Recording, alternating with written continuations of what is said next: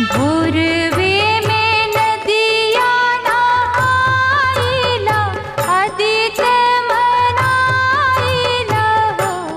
बाबा फुलवा अक्षतवा चढ़ाइला, सब गुण गाइला हो।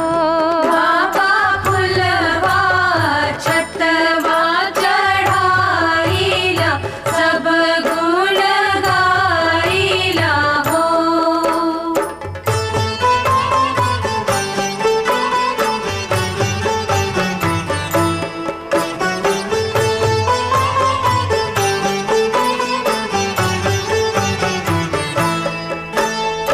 असरा